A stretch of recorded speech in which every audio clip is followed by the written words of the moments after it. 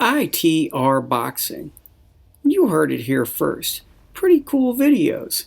And I heard they're also in HD. ITRboxing.com. Okay, well, we'll start this interview. First off, just tell people who you are and a little bit about yourself. Yeah, my name's Obed Bartee. 18 years old. I was born in Baltimore, but I live in Alabama. I've been living in Alabama since I was about 5 or 6. What's Alabama boxing like? Um, Now it's actually growing. It's grown a lot over the past 4 or 5 years. When I was first starting, there was a girl here that was doing really good. Her name was Sunshine.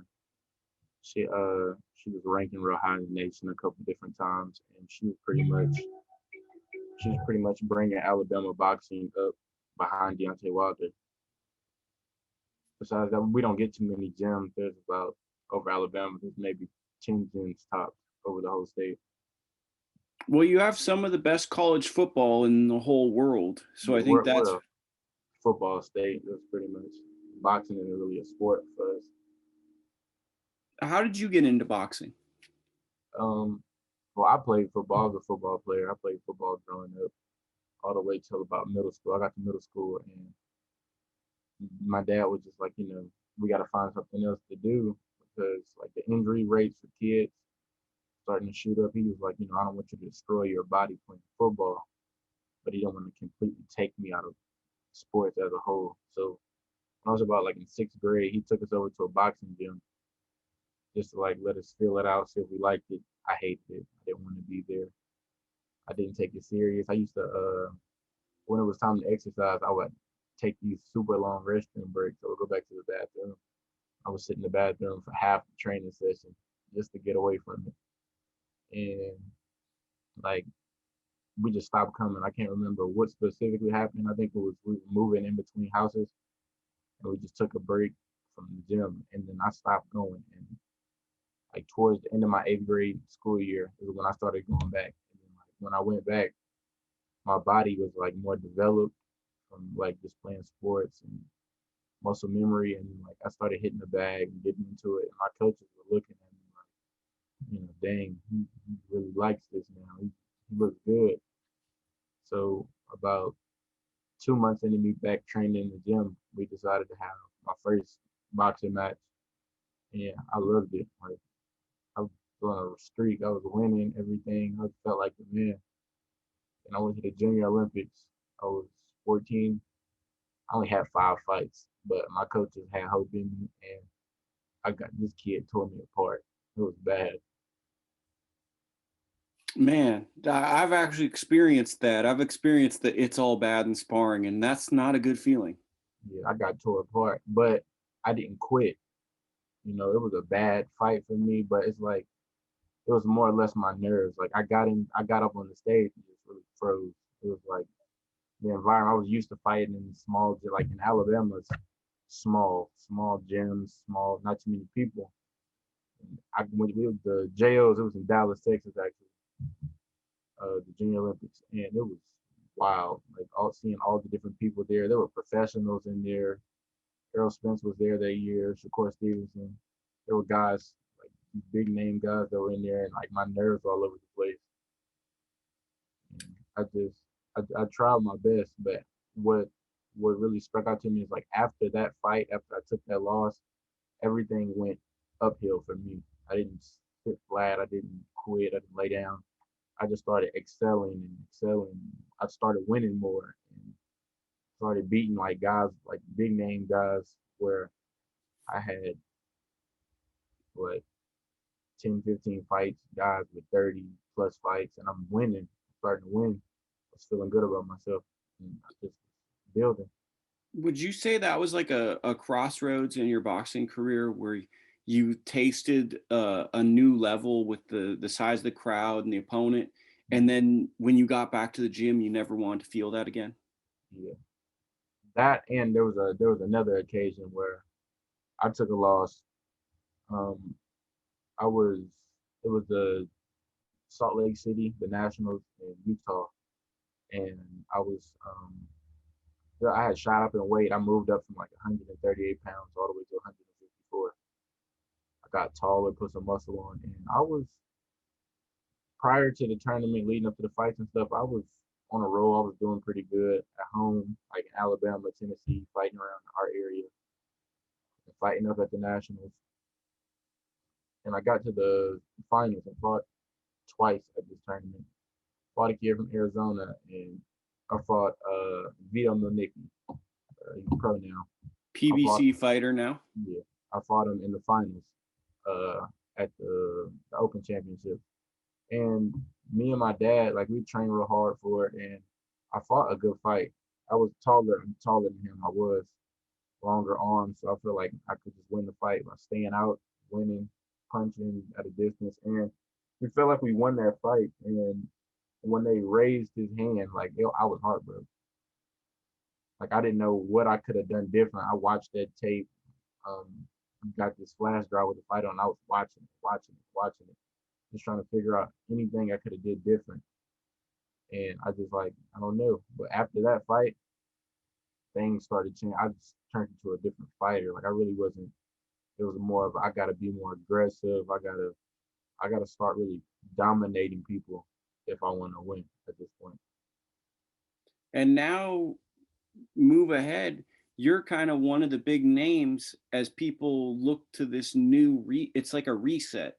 So we've got the Olympic team going in 2021, but really you're kind of your age group is we're looking at you guys as the 2024 Olympic class, and I feel like you're one of the names people are looking at.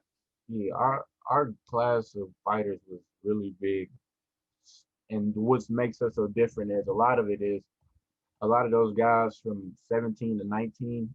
What is giving us so much attention is no one wants to wait anymore.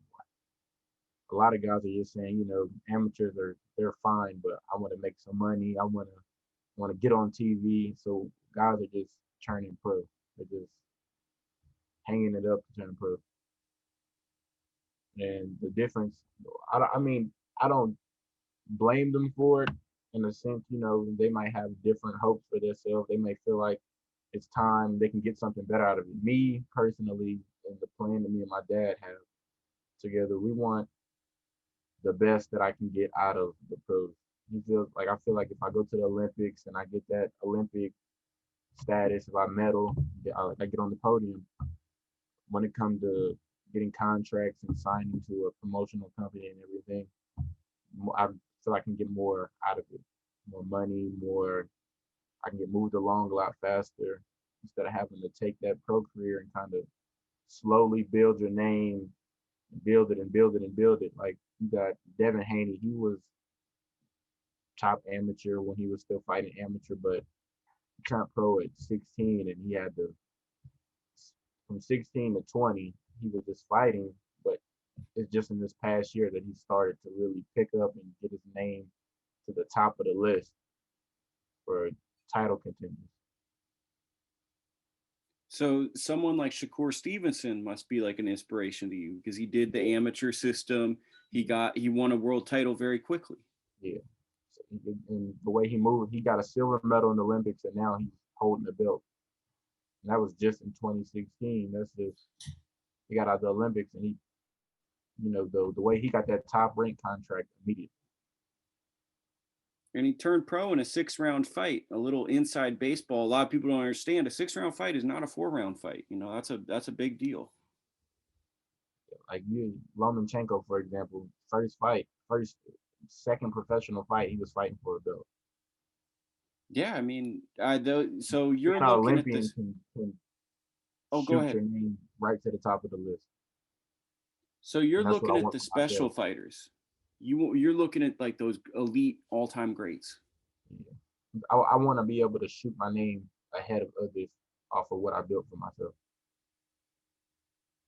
Okay. What do you think of that Teofimo Loma fight? I'm rocking with Teofimo. That's how I'm looking at it. I'm a Lomachenko fan. I study him. I study all boxing. I like his footwork, defense. But it's just when your time is here, it's here. He's done a lot. I mean, he isn't a guy like Floyd with 40 professional fights, 50 professional fights, guys that are up there like that. But in the amount of fights that he's had, he's done so much in boxing for himself already. Yeah, I'm picking Teofimo too, and my thing is he's backed up everything he said, Yeah. It, and like he's anytime bigger. he told everybody what he was gonna do. He's done it in every fight that he said so far. And I mean, he's a younger guy. He's hungry, power, and he has everything. He can box. He's not just a fighter. Yeah, I mean, and size matters. You know this, fighting in the amateurs, fighting in different weight classes. He's gonna be a really big guy come fight night. It's definitely gonna be a good fight. I'm sitting down in front of the TV and be there every round. Tell me about this training camp for this Shreveport, Louisiana. The basically the only national tournament you get all year. It's your debut. It's the elites. What's your Yeah. mindset? My mindset. I mean, well, honestly, uh, it's no different for me from when I was coming from junior to youth. When I was 16 years old, and I got to the December, and I had to fight guys that are already 17 years old, 17, 18 years old. I got to fight the year ahead, and I'm thinking like, wow, these guys are older. Their bodies a little bit more developed, and be a little bit stronger than me, you know. So my nerves were a little all over the place, but I won. I won. I went from I was I went from 154 to 165, and I was fighting. I think both of the guys I fought were on their way to elite already. It was at the Eastern qualifier this past year in 2019. Hmm. That was my first time fighting youth in a tournament and beat the guys. I just outboxed them. I just stuck to my plan. You know, just I had a great time, and I mean I'm smart. I like to consider myself I'm smart. I think a lot. I tend to overthink sometimes, but when I get comfortable and I can really put my mind to it, I feel like I really can overcome any guy. Yeah, and I mean, you. A lot of people are telling me like you're a fighter in amateur boxing. I should be watching because of Yeah. the progress you've made and the approach. And I hear that with the way you talk about the sport, that you're a very cerebral person. I mean, um, like what I like to say differently for myself is I've had a lot of time to put into boxing once I got really into like dedicated to it because like I didn't start boxing like your average fighter. Guys that were boxing from 8 years old all the way to now. I didn't start actually fighting until I was 14. Okay, because that kind of reminds me, like your story kind of reminds me also of like Amari Jones, someone I know very well, where That's it's like one of my good friends. yeah, and his dad Cordell told me like you gotta talk to my man over here, and I don't know if you know Amari's story, but Amari started boxing when he was young, and he took a break, and he came back, and when he came back, see, he came back to the gym, and I'd be in the gym, and I'd see him, and it's funny to see, not funny, but it's like it's cool to see when he came back to the gym, I got to know him, and now he's like on his way to being that guy. But when talking to him, that break made him re-love boxing when he got back in. Cause like me and Amari the way we met, so that year that I took that loss to Vito in that final match, like a couple months later, he beat him. He beat him at the Western qualifier over in New Mexico. And I was watching the fight like, wow, like this kid just what did I do wrong? Like how is the decision so different? But it's boxing. You gotta look at it's boxing. Things happen. Can't really dwell on it. But I was looking at this was still my weight class. This is before I was still 154 pounds. I'm thinking like, okay, me and this kid got to run into each other sometime, some point. And we never actually, me and Omari never actually got to compete against each other. We never got to fight anything because either I would lose first or he would lose first. But we never got to run into each other. So a couple months later, where we were back at the Junior Olympics and we were fighting 154 pounds, everything. And he lost early in the tournament, and then Vito Milnicki lost early in the tournament. So I didn't get a rematch, or I never got to fight Amari. I ended up fighting on the other side of the bracket, making my way through, and I just ended up winning the whole thing. And that Okay. was just, and then that was my last time fighting at 154. I went up, I grew a few more inches taller, and then I ended up at 165 pounds. And that's where I've been since. Okay, just two last questions for you. I want to know about your relationship with your father because it seems like you two have a very strong relationship. Yeah. Me and my dad, we're great. Starting out like sports wise, my dad's always been a sports guy for me and my siblings. I have a brother and a sister, and I have my mom has a little brother that's the same age as my brother, but he's like my little brother. So I really have two little brothers and a little sister. And any sport that we are interested in, my dad puts the time in with us.